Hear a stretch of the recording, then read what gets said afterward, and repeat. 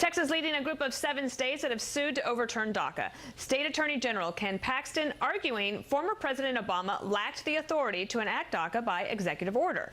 I'm joined now by Mike Gonzalez, Senior Fellow at the Heritage Foundation. The states, Mike, have tried to sue before, and I do think that this gets back to, because Congress has not acted, these states are looking for some sort of certainty, a determination, some sort of relief from the courts. Do you think that this time they'll be more successful? Yeah, I don't think many people dispute that President Obama lacked the authority to do what he did. In fact, we know that from President Obama, who said himself he could not do it, and then he did it. So I really do not understand why Congress, the Democrats in Congress, never took up what were really generous terms by the White House, and they just let it go. And I don't think it's possible now. Well, I guess then the question will be if the administration will be able to push Congress to get it done. You know, Paul Ryan has said that they're going to try to do it, but in this environment with the midterm elections coming up, do you think that's possible? I really don't think so, and it would require for the minority party, the Democrats, to play ball. And for some reason, as I said, you know, the White House said they were going to legalize close to 2 million of people with this designation, which was, I mean, nobody thought it was going to be that big. And the Democrats just didn't do it for some reason. And, you know, the head of LULAC, by the way, the oldest Mexican-American organization in the country, wrote to President Trump and said, I think this is a good idea.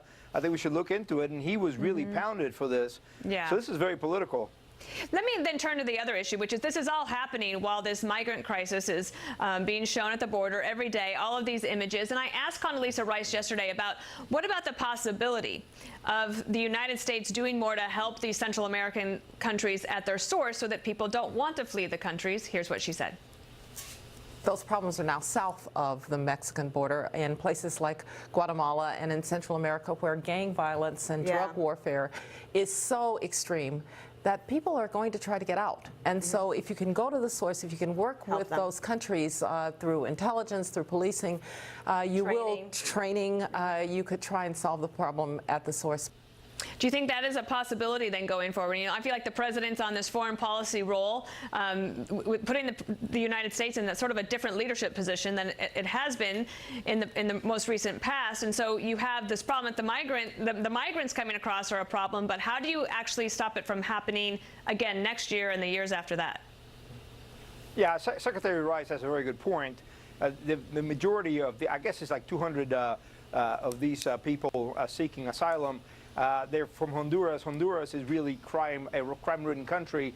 Obviously, anything we can do to make Honduras a more livable place, help the Honduran government do that, would be good. But the problem here is that there's two things, Dana. One is there's a group called Pueblos Sin Fronteras who have been pushing these asylum seekers along.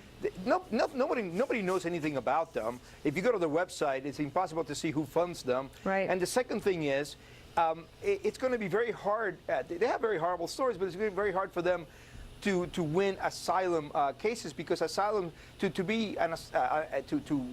successfully claim asylum, you have to demonstrate a fear of persecution for being for religious reasons, or for political reasons, of being a member of a group, for being a member of a nationality, and it's going to be impossible for these people to demonstrate that. So these cases are going to have to be adjudicated at the border very quickly, and those found not to have grounds for asylum, they're going to be sent back.